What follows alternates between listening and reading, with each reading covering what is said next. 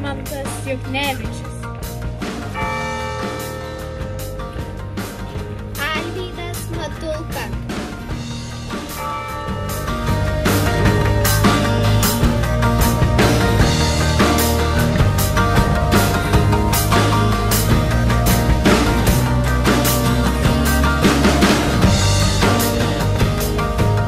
Ne tik visai mūsų bendruomenė, visai mūsų šaliai, mūsų valstybėje tai svarbi data. Ir žvelgiant į šią datą šios dienos akimis, tai manau, ta kova, kuri vyko 91 sausio 13, dar kartą parodo, kad buvo kovota ne veltui, kad tų žmonių gyvybės paaukotos taip pat ne veltui. O šios dienos įvykiai, kurie vyksta Ukrainoje, ar neseni įvykiai Prancūzijoje parodo, kad mes turim būti vieningi, susibūrę ir susitelkę tam, kad tą laisvę ir nepriklausomybę išlaikyti. Tai šiandien minim svarbią progą ne tik Radviliškio rajono gyventojams, bet ir visai Lietuvai. Tikrai vienareikšmiškai jau šiandien praėjus 22 metam vertinti negalėčiau. Iš vienos pusės ir liūdna, ir kita ir džiugi. Džiugi, ko gero, ta prasme, kad nemažai susirinko jaunimo ir tuo pačiu ir tuo žmonės, kurie dalyvavo tuose įvykiuose. Ir ta tokia kartu ir jaunimas, senimas tarsi duoda mums viltį, tikėti ateitimi ir parodyti iš ties, kokia brangi ta mūsų tėvynė Lietuva ir savas kraštas. Tai ir sakau, ir šiandien gal ir Dievas padėjo, ir oras netgi pagražėjęs, ko gero mes tikrai savo tėvynę išsaugosim ilgiems amžiams. Tai kokios emocijos buvo tądien, dalyvavote įvykiuose ir kokios nuotaikos, kokios emocijos užklumpa šiandien būnant čia? Šiandien visais mes čia žinom, kad čia ramu šiandien, o te buvo tikrai neramu. Ir negalvojam, tankai važiuoja, maštas važiuoja, kareivių, daugybė į ką žinai, kada puls.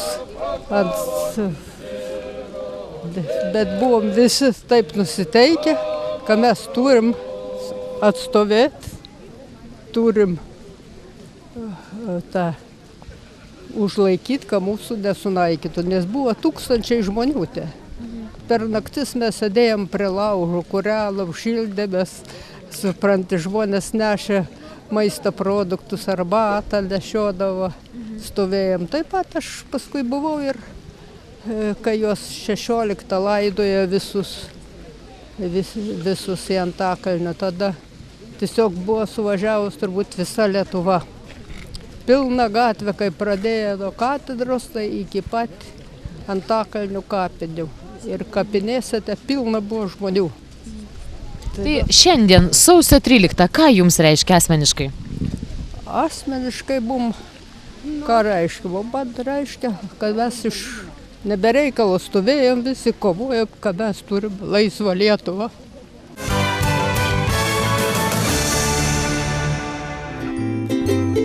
These were some crazy years, still struggling to see them clear, but the road's been good so far.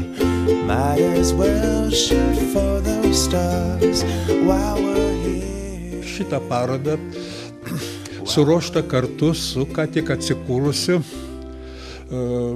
Antano Bukausko, kuris yra mokytojo Antano Bukausko muziejumi. Bendradarbės man padėjo beveik viską, ten daug padėjo bendradarbės, tai yra kaip Inga Kilienė ir Kožukauskienė. Paruošėmės tą parodą. Paroda eksponuojamas apie 100-mečio monetos, kurios, kaip sako, kur Lietuvos liaudis vartojo kokius pinigus vartojo šio laikotarpio 100-mečio.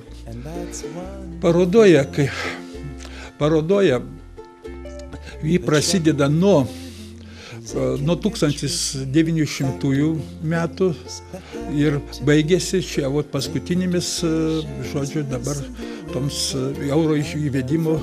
Ta paroda paruošta daugiau kaip euro įvedimo proga. Ir man tai liūdniausia yra paroda, nes man kiek labai daug turėjęs, kai sako, daug žinių turiu apie Litą mūsų, kur yra. Tai mano buvo pati mylimiausias ir monetos, ir banknotai buvo patys gražiausi man jie yra. Ir jie patys, ir gaila man skirtis su, ir man labai gaila skirtis su Litu. Lyte buvo visą laiką pavaizduoti mūsų svarbiausia šalies banknotose, tai yra įvykiai, patys žymiausi žmonės. Ir čia mūsų buvo tautos pasididžiavimas. Dabar man pati liūdniausia šita paroda ir yra, kadangi aš nelabai noriu ir vargu, ir man labai svajonėse, aš tikiu, kad vėl mes sulauksime vėl to Lito. Paroda prasideda nuo caro laikų.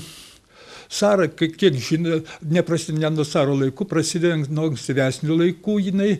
Pirmiausia, pinigai, kurie egzistavo seniau, ne pinigai, bet daugiau buvo mainų sistema. Lietuva buvo turtinga, svarbiausias buvo turtingiausia Lietuva, ko kailiais buvo, toliau buvo medum, gintaru, prekiaudavo mainais prekiaudavo su visomis šalimis. Vėliau atsirado kapos, tai sidabrinės lazdelės pailgos, kuriomis galima buvo atsiskaityti už prekės. Jei prekė buvo, kai sako, mažesnė turi, tas lazdelės kapodavo, jos buvo su režimais. Ir nuo to kilo to pavadinimas rublis, tas kilo, rubit, kapoti, rusiškas pavadinimas. Pirmosios monetos, kurias Lietuva vartoja, tai buvo Vaclovo II Pragos grašiai.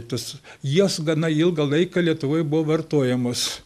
Vėliau pradėjo, jau Vytautas pradėjo mušti monetas, Aleksandras, tas kunigaikštis Aleksandras įkūrė įkūrė jau pirmasias kalyklas. Buvo monetos leidžiamos ir prie Algirdo laikų.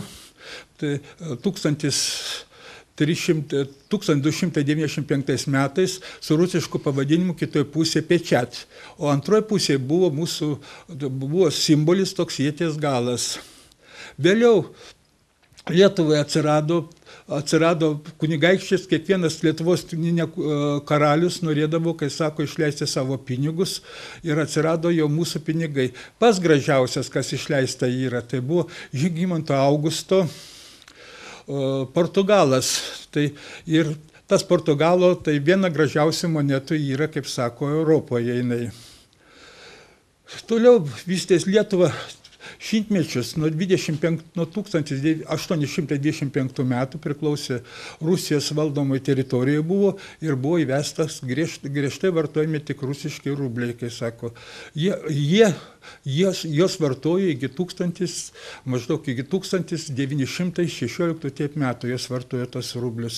Vėliau prasidėjus Pirmajam pasauliniui karui, Lietuva okupavus kaizeriniai Vokietijai, kaizeriniai armijai, buvo įvesti osrubliai. Buvo padaryti, jie buvo spausdinami Poznanėje, osrubliai atitiko, žodžiu, maždaug buvo pririšti prie Vokietijos markės. Vėliau pakeisti buvo osrubliai pakeisti osmarkėmis. Tai buvo pirmieji banknotai, kuriuose buvo parašytas lietuviškas pavadinimas ir jie buvo spausdinami Kaune. Išleistas Litas, mūsų,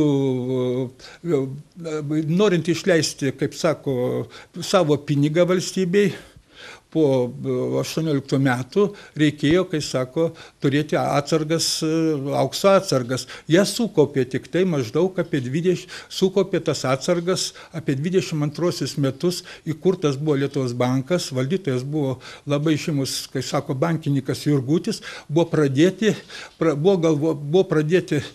pradėti darbai, savo pinigus, leisti savo pinigus. Pinigus leisti dėl to reikia, kadangi vyko didžiausia krizė po karo buvo Vokietijoje, markė nuvertėjo ir pirmieji pinigai, tu supranti, buvo daug, sako, kalbama, buvo daug diskutuojama dėl kaip pavadyti tą pinigą, bet buvo nutarta pavadyti tą pinigą Litu. Tai sugalvojo Vaclovas Vaidotas. sugalvojo. Ir tas litas prigijo pas mus iki šiol. Ir nuo tą lito, kai sako pavadinimą, pasisavino ir Latvija, nes seniau jų visi pinigai buvo rubliai. Latas taip ir tapo. Litas buvo pati, kai sako, išleista litas 22 pati stabiliausia viso laiką pasaulyje valiuta. Ji net visas pergino visas krizės, viską. Litas buvo kaip yra, vertėjos lito buvo, kaip galima buvo už lito nusipirkti, pavyzdžiui, pieno, kai sako, litras kainavo 17 centų, toliau mėsa kainavo, jautina kainavo 0,7 lito, paskui kiauliena 1,5 lito kainavo, karvė kainavo apie 150, arklys apie 300, taip vidurkis mokytojo alga buvo maždaug apie 3,5 lito. Karininkai gaudavo, labiausia buvo patenkinti, žodžiu, karininkai gaudavo apie 1000, ten apie 4 lito. Banknotai buvo leidžiami kelis kartus. Pirmiausia, banknotai buvo išleisti 22 metais ir kapeikos buvo. Popierius labai greitai,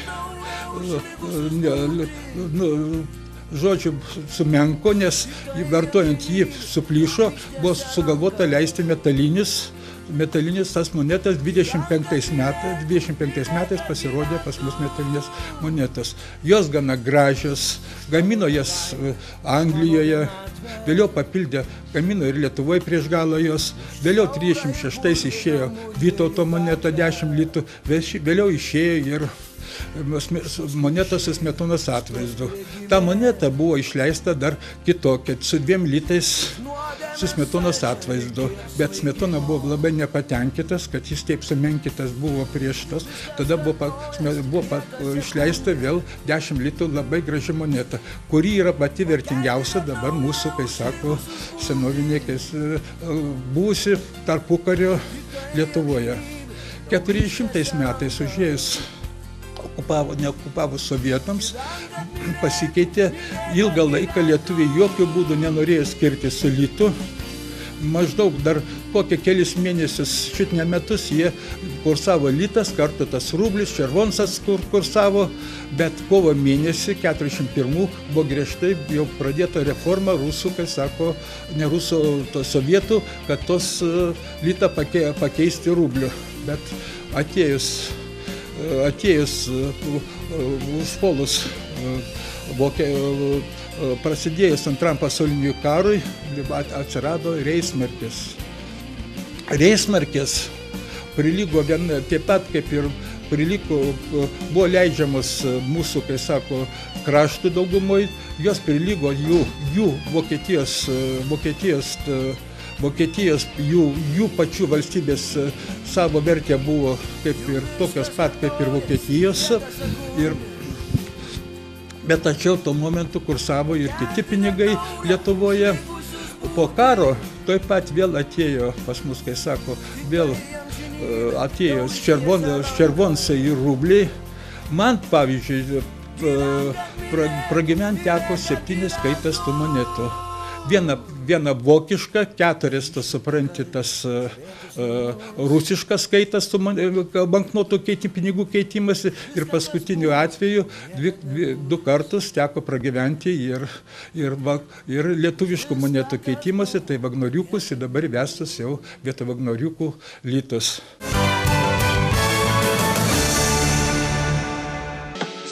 $20 in my pocket. I'm hunting, looking for a come up. This is freaking awesome.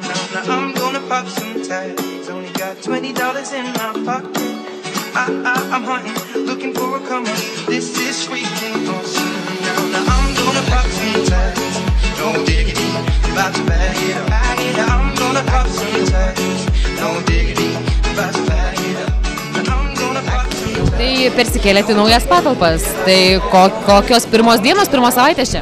Pirmos savaitės buvo galbūt tai persikraustymas labiausiai didžiausia rūpesčiai mūsų, daiktų persivežimas, patalpų apžiūrėjimas, planavimas, kaip visas patalpas įsirengti, kad būtų patogu visiems žaisti, visus stalo žaidimus, būtent oro ritulį, stalo tenisą bei biliardą. Dabar praėję metų jaunimo erdvėje, kokie jie buvo? O labai galima sakyti, kad labai turiningi ir turtingi renginiais, projektais,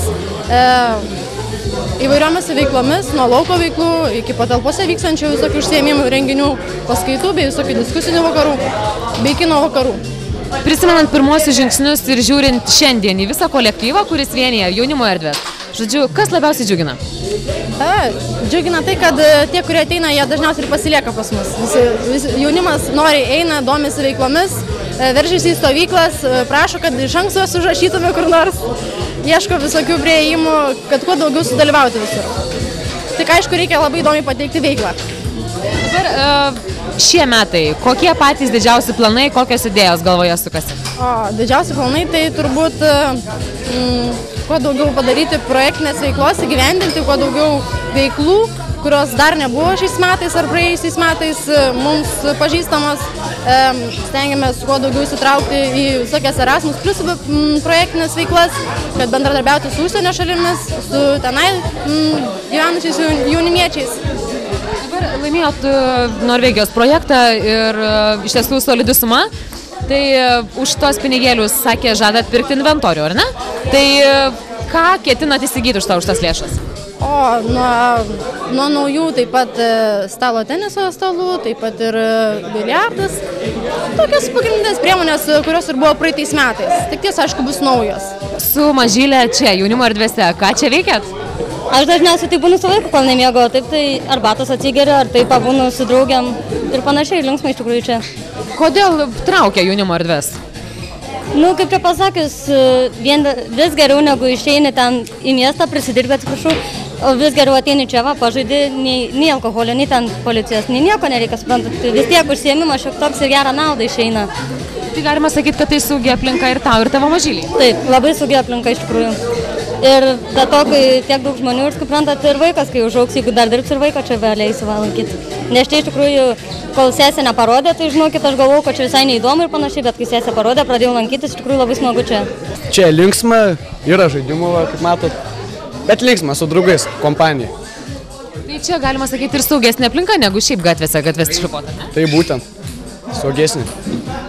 Nes ne tie pilnamečiai, kai būna, pavyzdžiui, išgėrę dar kas nors, labai kabinės, o čia visą laiką dieną praleidi po mokyklos. Kiek laiko čia praleidi valandom per dieną ir per savaitę, kiek dienų užsuki čia? Per savaitę visas dienas, o valandom visas valandas. Žodžiu, visas laisvalaikis yra čia? Taip. Kokia tėvų reakcija? Nieko nesako, tiesiog gerai sutinka, eik ir viskas. Tai kada įsiliejai jaunimo erdvių kolektyvą? Iš tikrųjų, gan senai, gal ne taip senai, bet praeitais metais pradėjau lankyti šičia, kai man pasiūlė draugė ateiti į kino vakarą ir tiesiog pasiūlė ateiti ir pasižiūrėjau, kad yra mano mokytojas etikos ir, ką žinau, taip labai gerai pritapau čionai. Kas labiausiai užkabino? Jaunimas turbūt. Ne, šiaip yra seniai žaidžiu polo, biliardą tiksliau ir taip iš tikrųjų gan smagu čia yra, dėl to taip ir gavosi, kad aš dažnai pradėjau lankytis. Dabar vykdo daug veiklų, laimit projektus, tai kokios emocijos, kokie įspūdžiai, reakcijos, kad persikeliat laikinai į kitas patalpas ir kokios nuotaikos čia? Nežinau, man asmeniškai tos patalpos kaip laikinam laikui tai iš tikrųjų yra labai geros, nes yra daug erdvės iš tikrųjų. O senosios patalpos iš tikrųjų, aišku, buvo erdviau šiek tiek, bet ten dabar yra remontai, kadangi tai tikėkime, ten viskas bus dar fainiau negu ir buvo.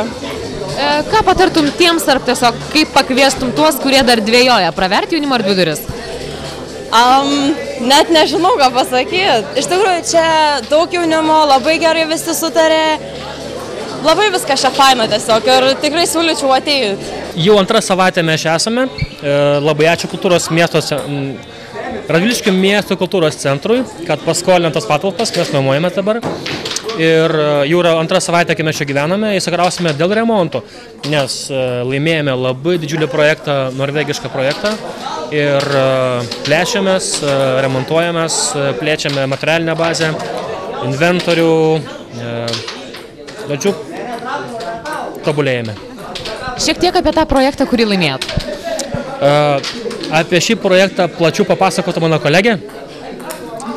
mano vadovė Rita, nes ji yra labai į tai įsigilinusi. Aš tik žinau, kad mes jį laimėjome ir esame vieni iš nedaugelio. Taip pat turime laimėtojus Kupiškyje.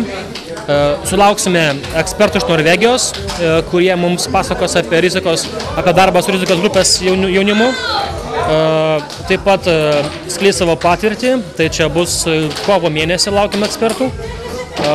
Toliau yra galimybė išvažiuoti šiek tiek,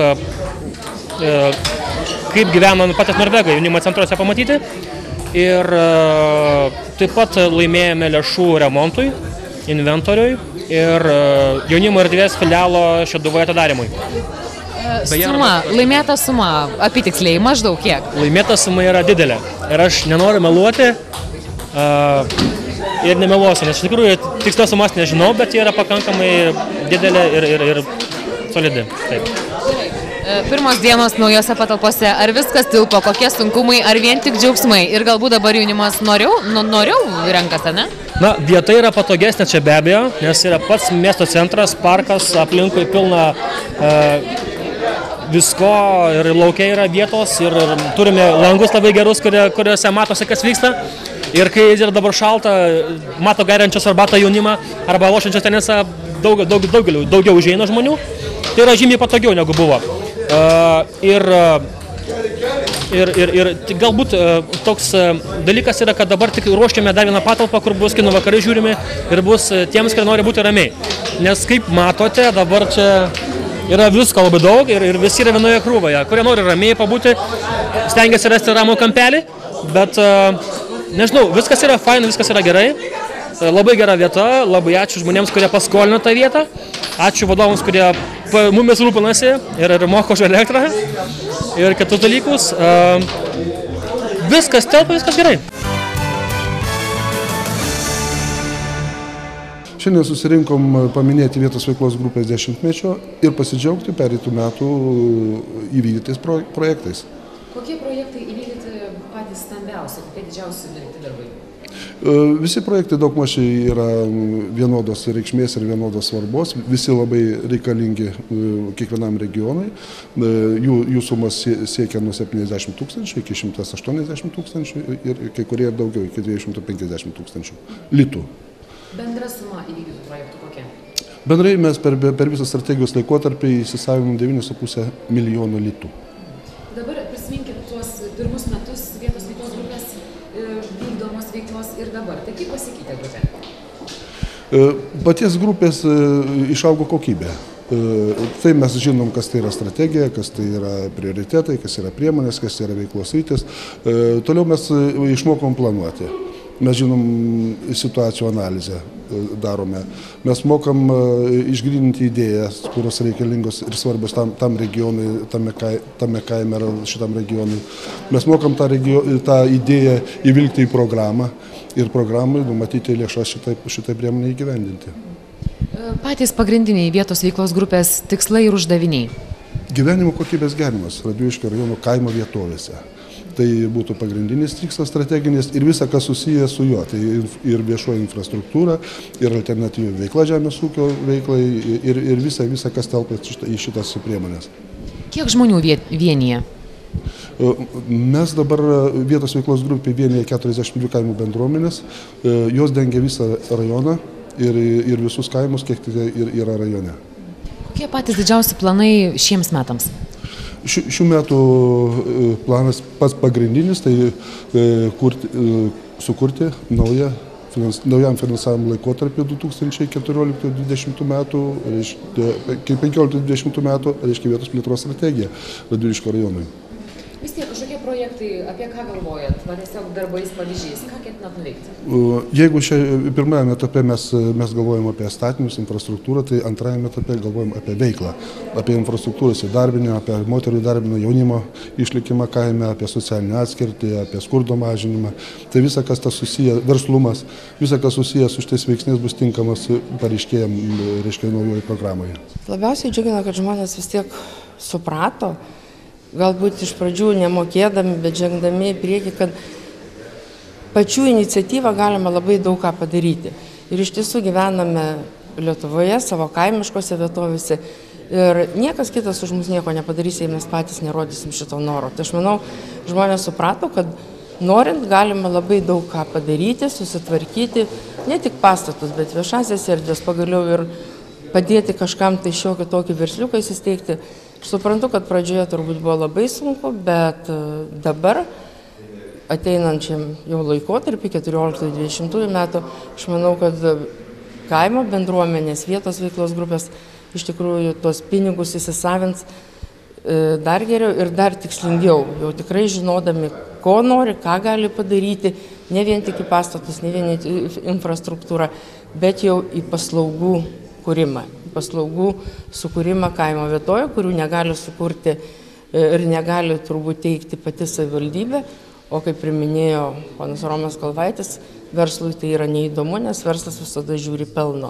Šiuo atveju tai tas visas paslaugas iš tikrųjų bendruomenė gali padėti ir ypač tom šeimom, kaip aš sakau, kurios neturi socialinių įgūdžių, kurios paprasčiausiai, turbūt augdamos tam tikrose šeimose neįgavo tų įgūdžių. Tai aš matau kaimo bendruomenį ir, pavyzdžiui, VVG grupių tikslą ir tokį vaidmenį kaimo vietose, kad padėti žmogui išlipti iš tam tikros duobės ir ateiti visuomenė jaustų tam tikrais įgūdžiais ir ypač padėti vaikams.